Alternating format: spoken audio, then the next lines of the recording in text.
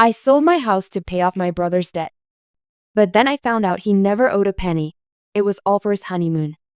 It still hurts to say it out loud. You see, that house wasn't just a roof over my head. It was the only thing in my life I had ever built for myself.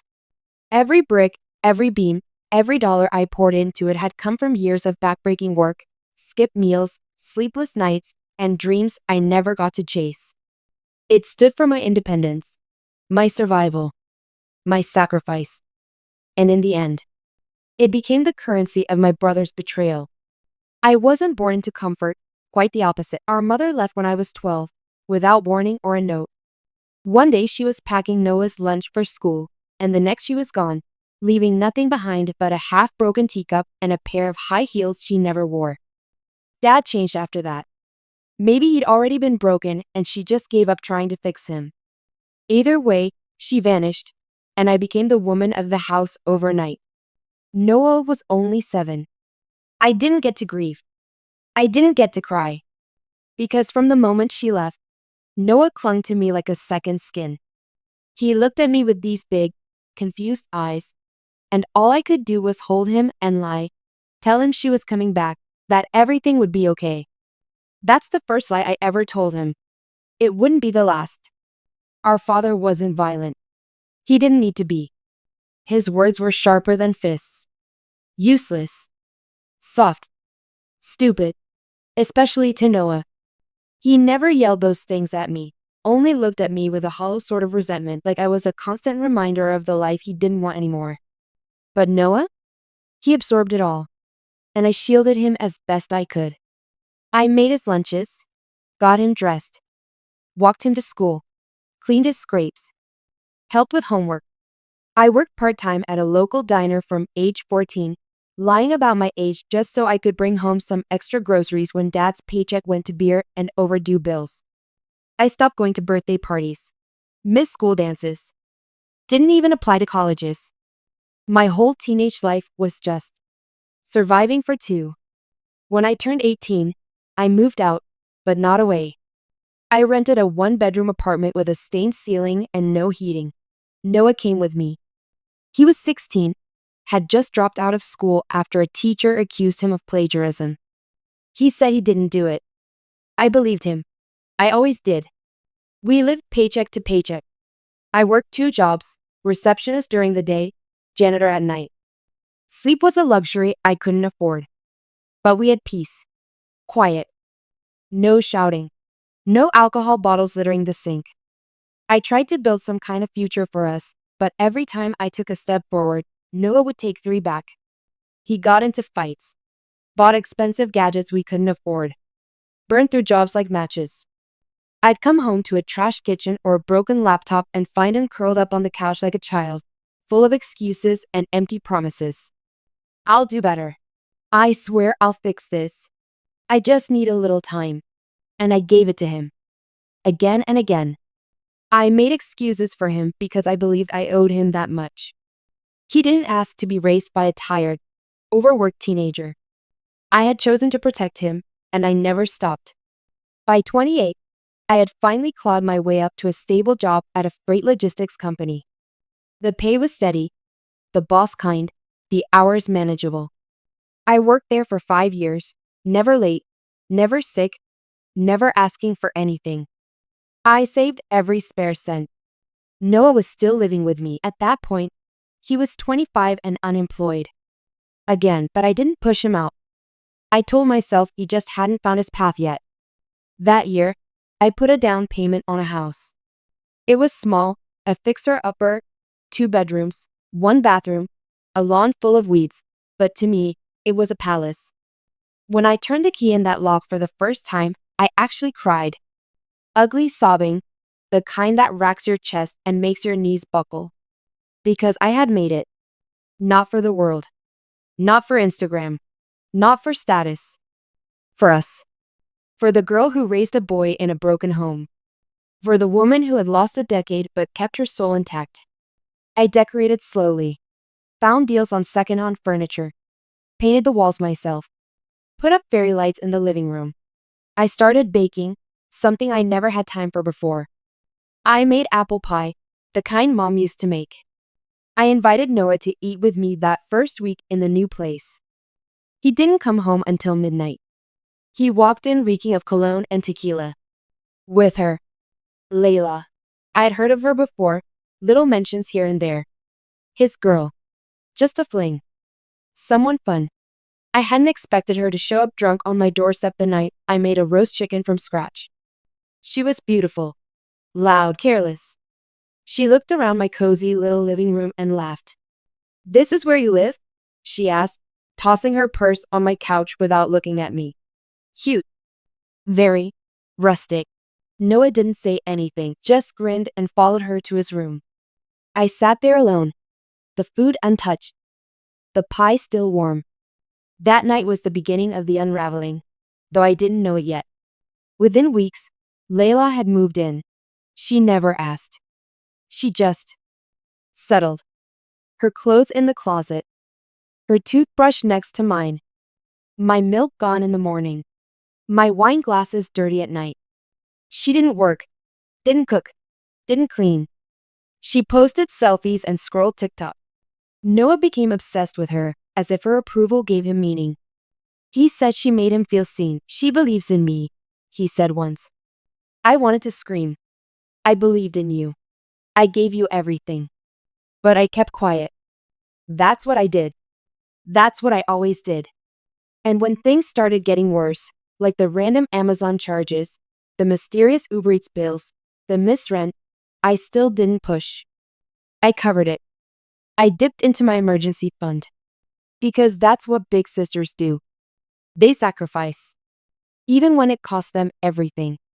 It started with a knock on my bedroom door, loud, fast, frantic. Noah never knocked. It was 2:37 a.m. I sat up, still half asleep, rubbing my eyes.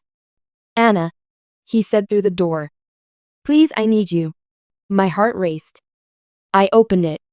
His face was pale, eyes red, hands trembling. "I messed up," he whispered. I felt my stomach drop. Those 3 words had followed every disaster of his life. "What happened now?" I asked cautiously. He sat on the edge of my bed like a child. I didn't know who else to go to. I borrowed some money. I crossed my arms. "From who?" He looked down. "A guy I met through this investment group online. It was for crypto. I thought I could flip it in a week. I swear, Anna. I just wanted to help you. Pay for groceries, maybe fix the dishwasher." But I lost it. My jaw clenched. "How much?" He didn't answer. "How much?" He finally whispered. 25,000. I nearly dropped to my knees. 25,000. I know, he said quickly. It was stupid. I was stupid. But now the guy's threatening to take legal action. He said if I don't pay him back by next week, he's filing charges. He has my info, my address, everything. I stared at him. "I need help," he said softly. "I need you."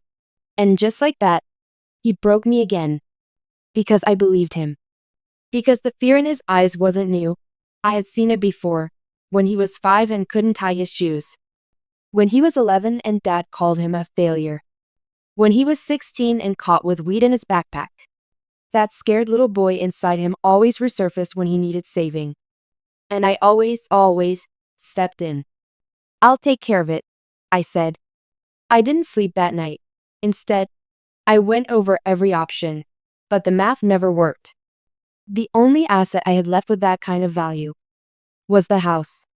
My house. The place I fought for, bled for. By morning, I had already called a realtor. The market was strong. Homes were selling fast. Mine went under contract within 3 days. I told my coworkers I needed to step away for a family emergency. I packed up my things. I cashed out my savings and wired Noah $25 or the zero into his account. He cried when I handed him the confirmation slip. "You saved me again," he whispered. I didn't smile. My heart hurt too much. I rented a tiny 1-bedroom apartment on the rougher side of town. It was all I could afford. No backyard, No washer/dryer. No warmth. The silence echoed louder than I thought possible. I texted Noah the first night. How are things? He didn't reply. The next day. Nothing. A week passed. Then two. I called. Straight to voicemail. Layla's Instagram was still public. That's how I found out. Her first post came exactly 8 days after I gave him the money. First class flight to Paris with my love honeymoon vibes #blessed. I stared at the screen in disbelief. Noah stood beside her in the photo, wearing sunglasses, champagne in hand. I blinked. Honeymoon? I scrolled further. Rooftop dinner under the Eiffel Tower. Thank you to my soulmate for the best night of my life. Maldives. We're here. Sun, sand, and married life begins now. Honeymoon dreams. Married? They never mentioned an engagement. No wedding. Nothing. But there they were, kissing on a yacht, wearing rings, laughing under palm trees. My brother, the man who told me he was being hunted by a loan shark, was on a 6-country honeymoon. Paid for by me. I shook. Literally shook. My phone slipped from my hand. My chest caved inward. I gasped. A dry, hollow sob. This couldn't be real. I tried calling him again. Again. Voicemail. I tried texting. Where are you? No response. I messaged Layla. Call me now. Blocked. In one final, desperate attempt, I called his old coworker from the bar he used to work at. She answered. Oh, didn't you hear? She said. Noah got married last week. They eloped. Crazy, right? But I guess that's Layla, always chasing the next big thing. I hung up. And then I did something I had never done before. I drove to the bank. I asked to see the wire transfer details. The woman behind the counter clicked through the records, then looked at me with confusion. There's no creditor listed here, she said. No collection agency. This money wasn't sent to a third party. I frowned. Then where did it go? She turned the screen toward me. Recipient. Noah Everett. Personal checking. It was a direct deposit. He hadn't paid off a loan. He never owed anyone anything. He had made it all up. Every word, every tear, every threat. It was a con. A con to fund a vacation, a wedding, a new life. And the currency he used was me. When I walked out of the bank, the world looked different. Not darker, clearer, sharper. Like someone had peeled the veil off my eyes. And suddenly, I could see the truth that had always been there, hiding under my love for him. Noah didn't need saving. He needed an audience. And I had played the role of his devoted, loyal sister for so long that I forgot it wasn't love anymore. It was self-destruction. I drove back to my crumbling apartment in silence. No music, no tears. Just the dull ache of realization pressing against my skull. My house, gone. My savings, gone. My faith in the person I sacrificed my life for, obliterated. He had lied. Every word. Every cry. Every promise. I kept replaying our last conversation in my mind, trying to hear the deceit. And there it was, hidden under the panic, disguised as guilt, wrapped in a voice I had trusted since we were kids. He had looked me in the eyes and said, I need you. What he meant was, I need your money. And he knew I'd give it. He counted on it. I wanted to scream, throw something, break every mirror in the apartment until I didn't have to look at the woman stupid enough to fall for it. But I didn't. I just stood in the middle of the room, surrounded by cardboard boxes and cheap furniture, and whispered to myself, you're done. Because I was. Done being the fixer.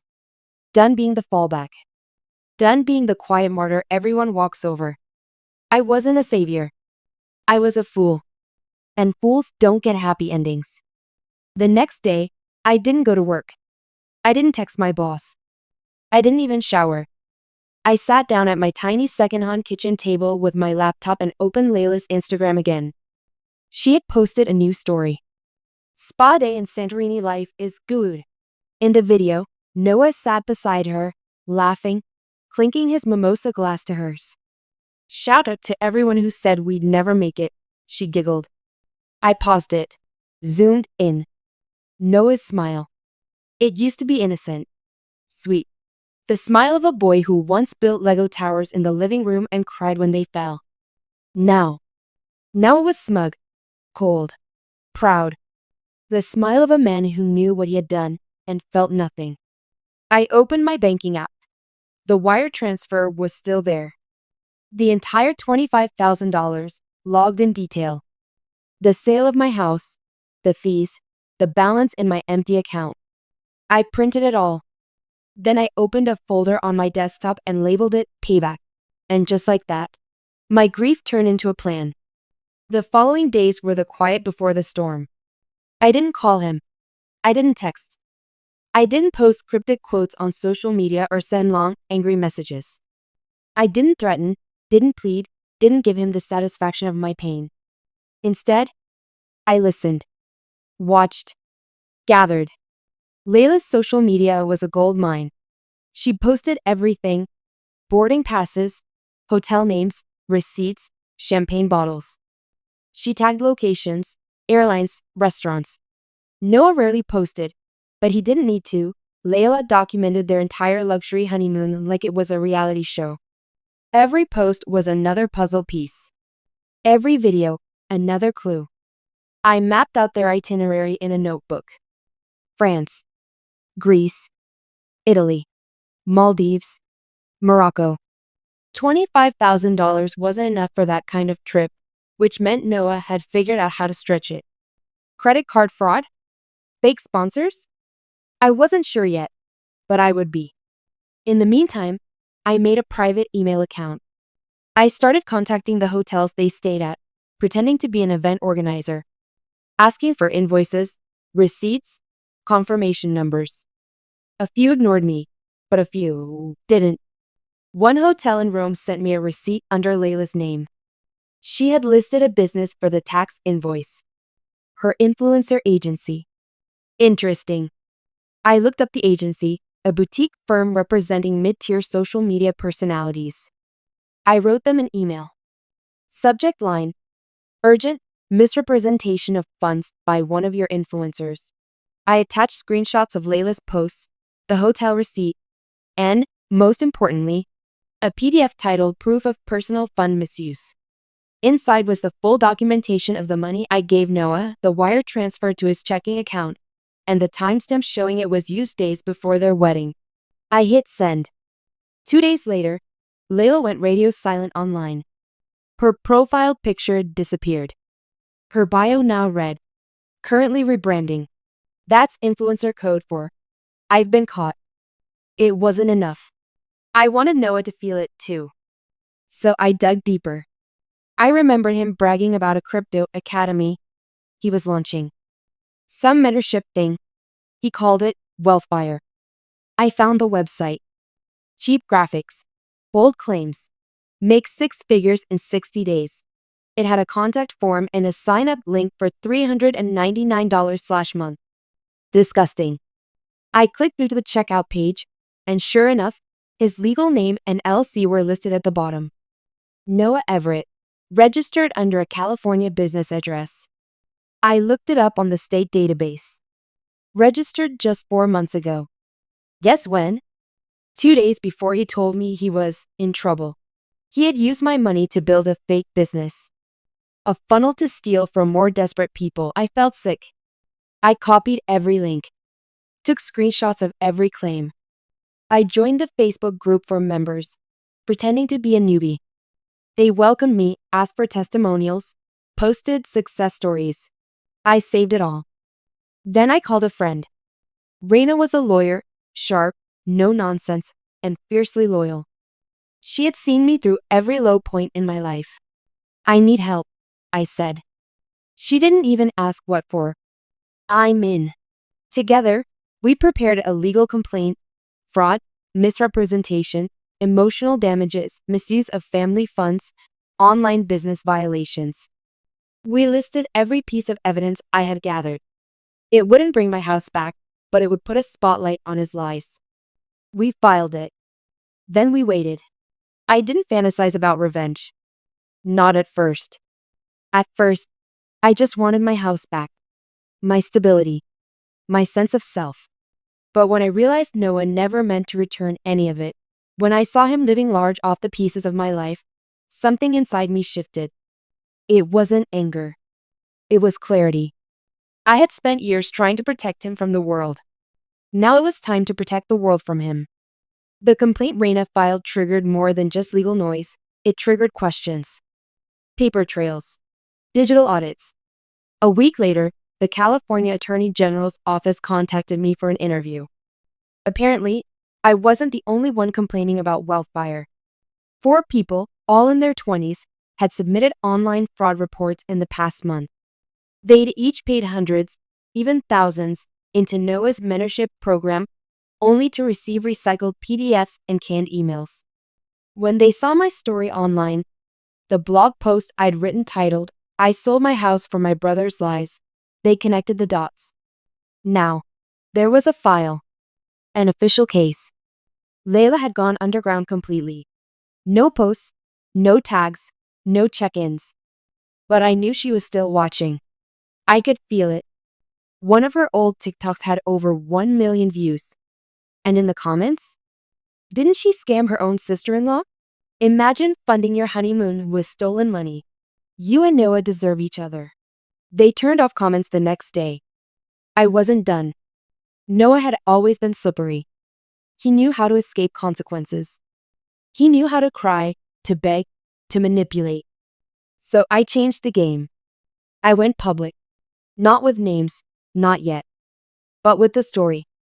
The truth. I submitted a guest column to an online financial wellness site. I talked about family financial abuse, emotional manipulation, the cost of loyalty. It went viral. I started getting DMs, hundreds. People saying, "This happened to me too." Brothers, sisters, mothers, daughters. All used. All discarded. One message stuck with me. "You didn't lose your house. You traded it for freedom." That's what we all wish we'd done sooner. It shook me. Because maybe that's what I'd really done. Maybe I didn't lose everything. Maybe I just found the truth. Still, I wasn't letting Noah walk away untouched. That's when I remembered his greatest weakness. Image. He needed to be seen as successful, respected, special. Every scam, every lie, all of it came down to status. So I hit him where it hurt. I created a new Instagram account. I called it at the Brothers. The bio read. He said he needed $25,000 to save his life. I gave him everything. He used it to fund his wedding, his fake business, and his lies. This is my story. I posted photos. The house I had sold. The wire transfer. The Instagram stories of their honeymoon. Screenshots of Wildfire's terms. Lila bragging about the money. The freeze order from the court. It took 3 days to hit 10,000 followers. A week later, 40,000. Someone from BuzzFeed reached out. Then a podcast. Then a daytime talk show. I said yes. I told everything. And while I never said his name, people figured it out. Someone posted Noah's full LinkedIn. Then the Wildfire site. Then screenshots of Leah bragging about playing the sister. Noah shut it all down. The site went blank. The business disappeared. But the damage was already done. His name was trending, not for success, but for shame. I watched it happen like a movie. Like the world was finally seeing what I had been hiding for a decade. And God, it was satisfying. Then, just when I thought it couldn't go further, he called me. It was a Wednesday morning. Raining outside. I stared at my screen. Incoming call, Noah. I didn't answer. He called again. And again. Then came the message. "I'm sorry. Please talk to me. I'm losing everything." I played the voicemail on speaker, just once. His voice was cracking. Desperate. "Anna, please. I know I messed up. I was stupid. I thought it would all work out. Layla's gone. I don't know what to do. I'm scared. They're saying I might get indicted. Please, please help me. You're the only one who ever. I deleted it. Not because I was cold. Because I was free. 3 months passed. Noah never called again. But I heard things. An old friend messaged me saying he'd seen Noah working at a warehouse out in Riverside. Manual labor. Night shifts. Barely enough to pay rent. Word spread fast that his credit was shot, his business blacklisted, and Layla had skipped town with what little money they had left. Karma moves quietly. But it does move. By then, I had rebuilt some semblance of a life. My story kept gaining traction. I was invited to speak at conferences about financial trauma and sibling manipulation. I started a podcast. My following grew. Strangers called me brave. Journalists called me a voice for the voiceless. I didn't feel heroic, I just felt awake for the first time in years. I even started smiling again. And yet, part of me waited, braced, for Noah to reappear. Because people like him always do. And sure enough, one morning, there was a knock at my door. I looked through the peephole. Noah. He was thinner, hollow, his eyes sunken. His clothes were dirty, not trendy, torn jeans, dirty, but real dirty. Like life had finally stopped giving him shortcuts. I opened the door, but didn't speak. He looked up at me. Hi, he said, voice barely above a whisper. I waited. I don't have anywhere else to go, he said. Layla emptied my account and bailed. Everyone thinks I'm a joke. Even Dad won't take my calls. I blinked slowly. What do you want, Noah? I wanted to say I'm sorry. He looked sincere. But then again, he always did. I didn't think it would fall apart like this, he added. I thought I could fix it. Make it big. Pay you back. I wasn't trying to hurt you. You weren't trying not to, I replied quietly. He swallowed hard. I have nothing left, he said. I know I don't deserve anything. But I don't know where else to go. For a moment, a familiar ache rippled through me, the big sister instinct, that reflexive pull to protect, to rescue. But I didn't move. Because I had done that before. 100 times. And each time, he had taken another piece of me. I stepped aside, not to let him in, but to grab something from the table. A small envelope. His name was written on it. I handed it to him. He looked confused, then opened it. Inside was a photo. A real estate listing. My old house. The bungalow. I had bought it back. The same week his accounts were frozen, I'd made an anonymous offer. All cash. No name attached. It was mine again. Renovated. Stronger. Better. Like me. His eyes widened. You got it back? I did, I said. But I won't be living there. He blinked. What? It's being converted into a transitional shelter for women escaping financial abuse. It'll be called Anna's house. He stared at me, stunned. And that's when I finally saw it, regret. Real, raw regret. Not because of the house. Because he realized what he had thrown away. Me. I don't need revenge anymore, Noah, I said calmly. Because I won. I closed the door. And this time, I didn't look back.